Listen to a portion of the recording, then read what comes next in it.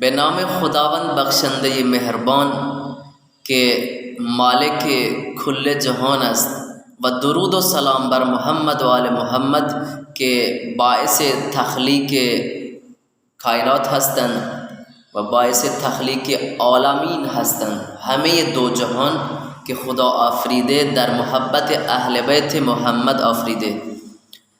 قبلا هم عرض کردم که اگر بخواهی بفهمی و خوب بفهمی اقبال را باید فارسی بلد باشید.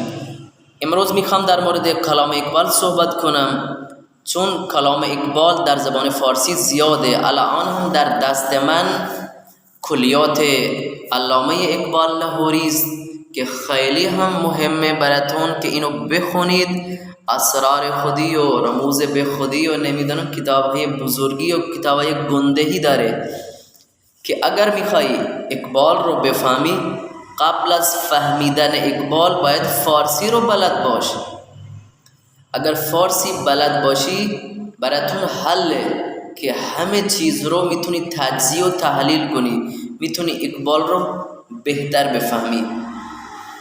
حالا من به طور مثال میخوام براتون یک غزل از اسرار خودی که اقبال سروده و خیلی هم جالبه و خیلی من علاقه دارم باشون، خیلی محبت دارم با این غزل.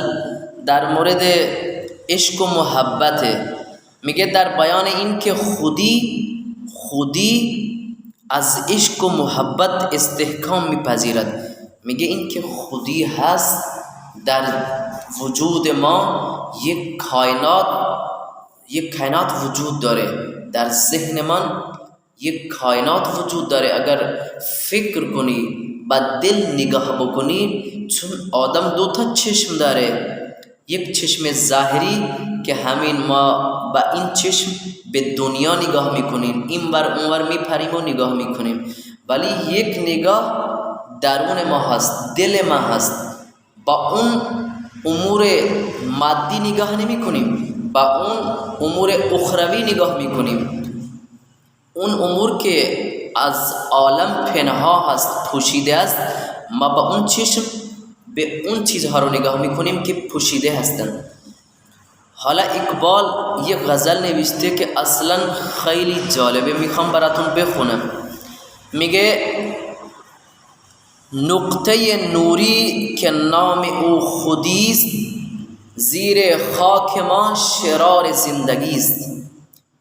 از محبت می شود پاینده تر، زنده تر، سوزنده تر، تابنده تر. از محبت اشتعال جوهرش، ارتقای ممکنات مضمرش. فطرت او آتش اندوزد ز عشق،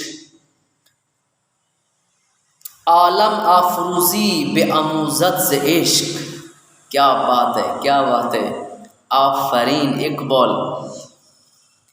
عشق را از تیغ و خنجر باک نیست، اصل عشق از آب و باد و خاک نیست. میخوام این مطلب رو در زبان اردو براتون بازگو کنم.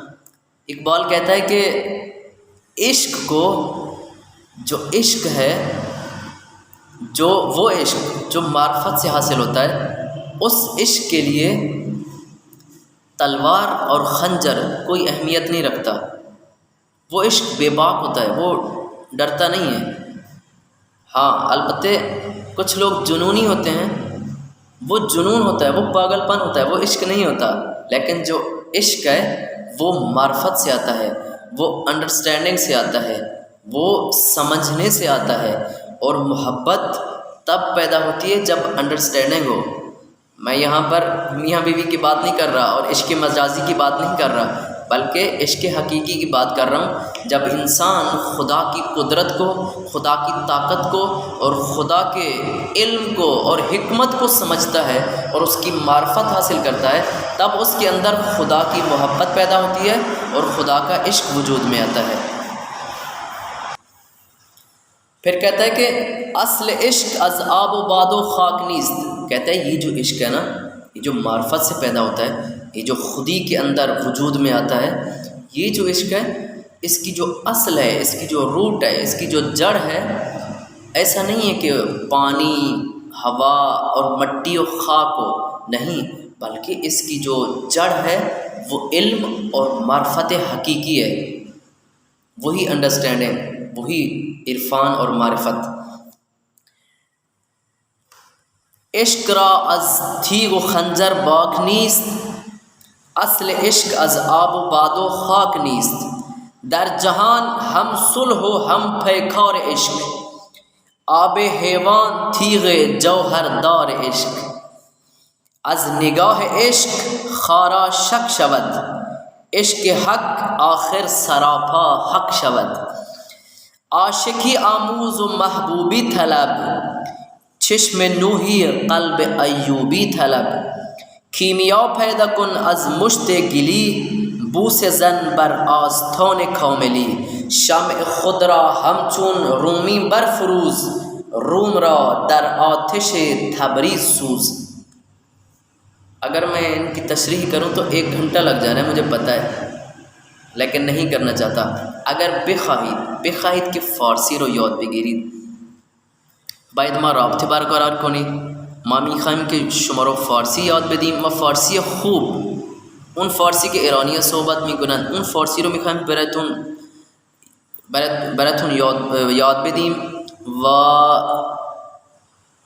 اشعار اقبال، اگر کسی بخواد که اشعار اقبال از ما یاد بگیره، انشالله ما این برنامه رو هم داریم که این برنامه برای شما اجرا بکنیم و کلام اقبال رو برای شما بازگو کنیم و انشالله تجزیه و تحلیل خواهیم کرد. و السلام